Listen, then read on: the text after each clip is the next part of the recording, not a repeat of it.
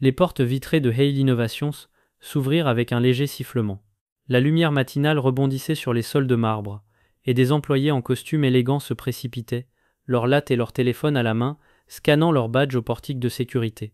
Personne ne prêta attention à l'homme qui entrait, du moins pas au début. Il n'était pas habillé comme eux, un simple polo bleu marine, un pantalon kaki et une mallette en cuir qui avait clairement connu des jours meilleurs. Ses cheveux étaient poivre et sel, son visage calme, ses yeux vifs avec le genre de profondeur qui ne vient qu'après des décennies d'expérience. Pour lui, cet immeuble n'était pas que de l'acier et du verre. C'était son héritage. Mais la première chose qu'il entendit ne fut pas un salut. Ce fut un aboiement. « Monsieur, vous ne pouvez pas être ici. C'est une entreprise privée. » Le gardien de sécurité lui bloqua le passage, une main déjà tendue vers sa radio. Une réceptionniste leva les yeux, fronça les sourcils et chuchota à sa collègue. Les gens ralentirent, fixant la scène, certains sortant leur téléphone. L'homme offrit un sourire discret. Il tendit la main dans sa mallette et en sortit une carte d'accès usée. « J'ai construit cet endroit, » dit-il doucement. La réceptionniste rit à voix basse. « Construit cet endroit ? Monsieur, vous devez partir avant que nous appelions la direction. » Et, juste comme ça, la tension dans l'air devint palpable.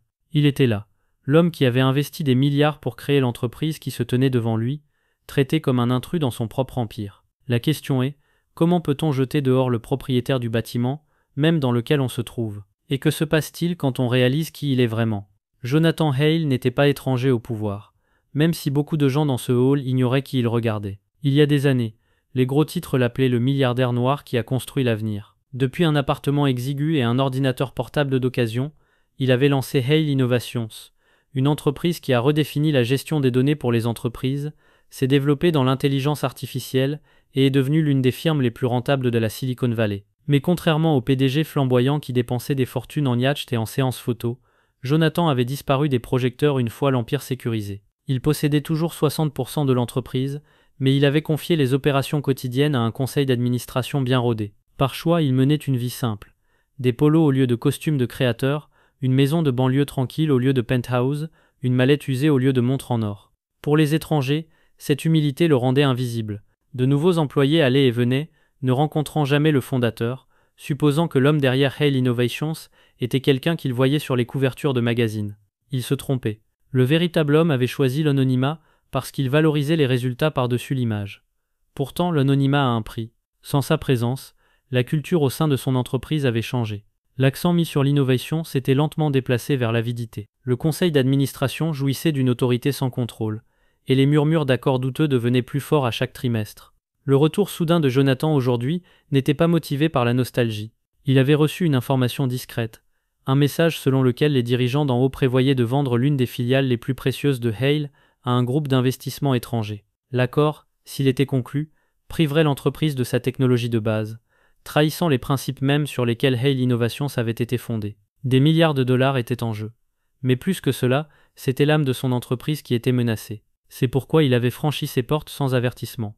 Pas de presse, pas d'entourage, pas de réunion prévue. Il voulait voir de ses propres yeux à quel point la corruption s'était propagée. Et en quelques minutes seulement, la réponse le fixait. Le rire dédaigneux, les regards condescendants, la façon dont les gens le jugeaient immédiatement indigne d'être là.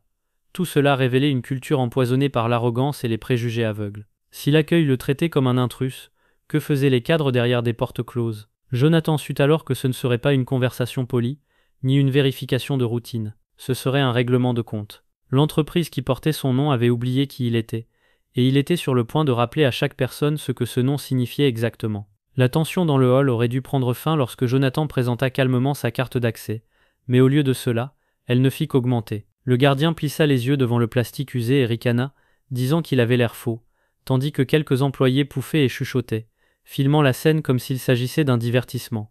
Jonathan resta silencieux, refusant d'élever la voix. Mais plus ils se montraient composés, plus leur arrogance grandissait. Puis le chef de la sécurité apparut, plus grand, plus costaud, dégageant l'air de quelqu'un qui aimait faire sentir son poids. « Nous n'autorisons pas les intrus ici, » déclara-t-il, et d'un claquement de doigts, 2 gardes se rapprochèrent comme pour l'escorter à l'extérieur. Pendant un instant, il sembla que le fondateur de Hale Innovations allait être traîné hors de son propre bâtiment devant des dizaines d'étrangers.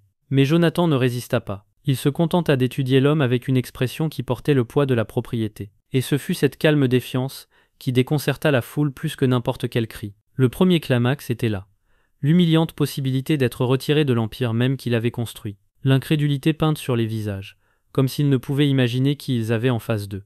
Pendant que cela se déroulait dans le hall, le véritable danger était plusieurs étages plus haut, où le conseil d'administration était réuni derrière des portes vitrées pour ce qu'ils appelaient une réunion de partenariat stratégique. En réalité, c'était la dernière étape pour céder l'un des fleurons de l'entreprise, une filiale détenant des brevets valant des milliards. Le PDG par intérim souriait avec confiance, comptant déjà les primes à venir, tandis que d'autres cadres hochaient la tête, impatients de conclure l'accord avant que Jonathan ne puisse jamais interférer. Il supposait qu'il était toujours caché, détaché des affaires de l'entreprise, ignorant les manigances qui menaçaient son héritage.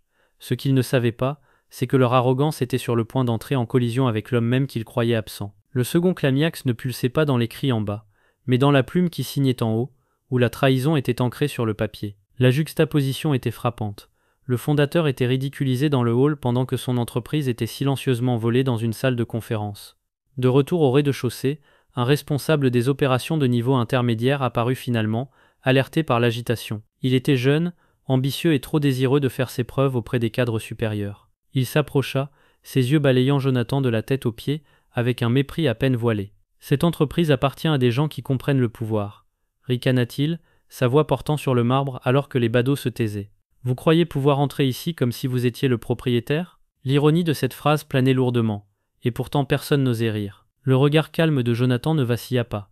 Mais dans ce silence, le poids du préjugé d'entreprise parlait plus fort que n'importe quelle insulte. Les téléphones capturèrent chaque mot, et en quelques minutes, la vidéo commença à circuler sur les réseaux sociaux, suscitant des commentaires se demandant qui était réellement cet homme. Le troisième climax brûlait dans l'arrogance de ce responsable, la façon dont le préjugé se révélait si crûment, et la façon dont le silence de Jonathan transformait toute la pièce en un défi tacite. Puis vint le moment auquel personne ne s'attendait.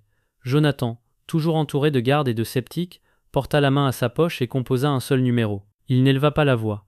Il dit simplement « Il est temps ». En quelques minutes, les portes vitrées s'ouvrirent à nouveau, et une petite équipe entra. Des avocats en costume sombre, des conseillers financiers portant des mallettes et des assistants tenant d'épais classeurs marqués du blason de Hale Innovations. Tout le hall se figea. L'un des avocats tendit au chef de la sécurité un paquet de documents, preuve de la propriété de Jonathan Hale, confirmation de sa participation de 60% et l'autorité légale pour annuler toute décision du conseil. Les gardes, qui quelques instants auparavant s'apprêtaient à le pousser dehors, fixaient maintenant les yeux écarquillés, les mains figées à leur côté. Les employés chuchotaient furieusement, réalisant que l'homme qu'ils avaient moqué n'était pas un intrus, mais le milliardaire fondateur lui-même.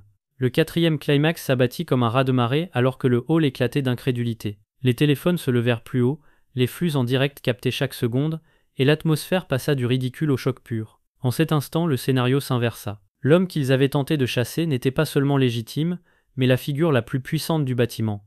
Jonathan ne perdit pas de temps à rester dans le hall pour prouver qui il était. Les documents en main et le silence stupéfait de dizaines d'employés derrière lui, il se dirigea droit vers l'ascenseur, son entourage d'avocats et de conseillers marchant à son rythme. À chaque étage que l'ascenseur montait, la tension augmentait car tout le monde dans cet immeuble réalisait maintenant que l'homme qu'ils avaient ignoré était en route pour affronter les personnes mêmes qui pensaient pouvoir l'effacer. Lorsque les portes s'ouvrirent au dernier étage, Jonathan entra dans la salle de conférence sans frapper.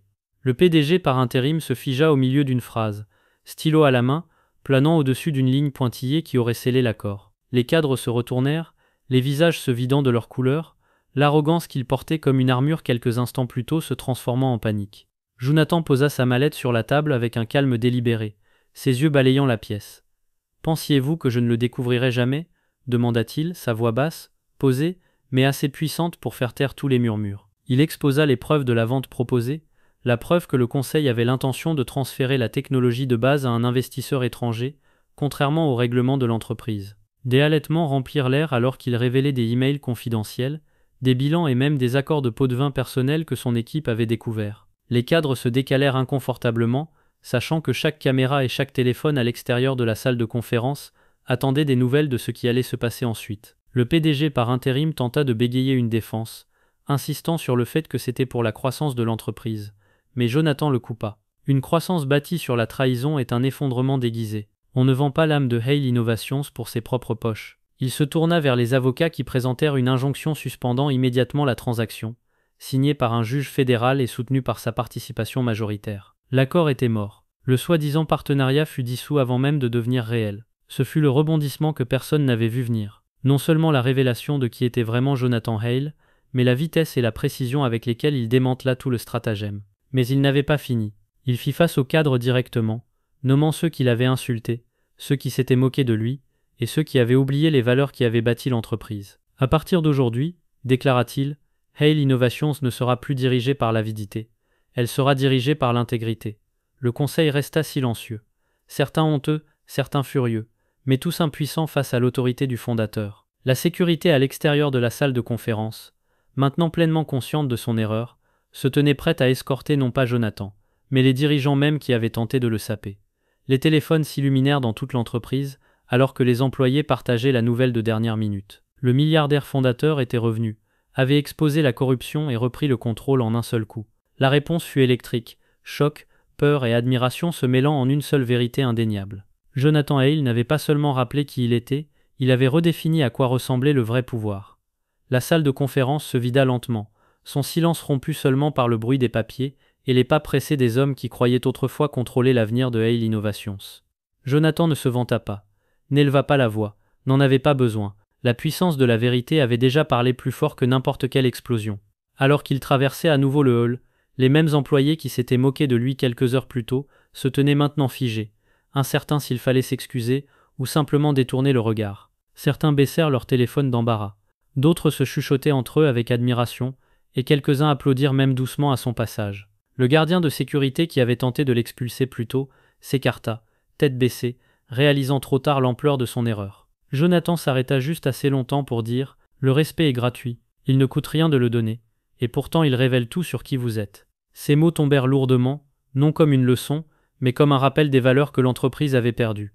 Dehors, le soleil se couchait derrière les tours de verre, peignant le ciel de nuances d'or. Des journalistes se rassemblaient déjà, l'histoire se répandant plus vite qu'un incendie. Le milliardaire noir fondateur qui est entré dans sa propre entreprise et a été invité à partir, pour la récupérer ensuite devant le monde entier. Le moment ne concernait pas seulement le pouvoir d'entreprise. Il s'agissait de dignité, de la rapidité avec laquelle les gens jugent par l'apparence, et de la facilité avec laquelle ils oublient que la véritable autorité ne porte pas toujours un costume de créateur, ou n'arrive pas avec des lumières clignotantes. Parfois elle entre calmement, vêtue de simplicité, ne portant rien de plus que la conviction. Pour les employés qui ont été témoins des événements de première main, cette journée est devenue un tournant. Beaucoup ont dit plus tard que cela les avait forcés à se demander comment ils regardaient les autres, comment ils traitaient les gens qui ne correspondaient pas à l'image qu'ils attendaient. Pour Jonathan, ce n'était pas une victoire au sens traditionnel, c'était la justice, une restauration des valeurs qui l'avaient guidé depuis le tout début. Innovation, équité et résilience. Et c'est peut-être la véritable leçon ici. Ne sous-estimez pas l'homme tranquille dans la pièce. Ne présumez pas que quelqu'un n'a pas sa place simplement parce qu'il ne correspond pas à votre image étroite du succès. Parce qu'un jour, la personne que vous ignorez pourrait être celle qui a construit le sol sur lequel vous vous tenez. Alors, qu'en pensez-vous? À quelle fréquence jugeons-nous les gens sans même nous en rendre compte? Et à quel point le monde serait-il différent si nous choisissions le respect en premier lieu? C'est la question que cette histoire laisse derrière elle. Si elle vous a fait réfléchir, si elle vous a fait faire une pause, alors abonnez-vous à la chaîne et partagez cette histoire. Parce que le vrai pouvoir n'est pas une question d'argent ou de titre, c'est le courage de rester ferme, même lorsque le monde oublie qui vous êtes.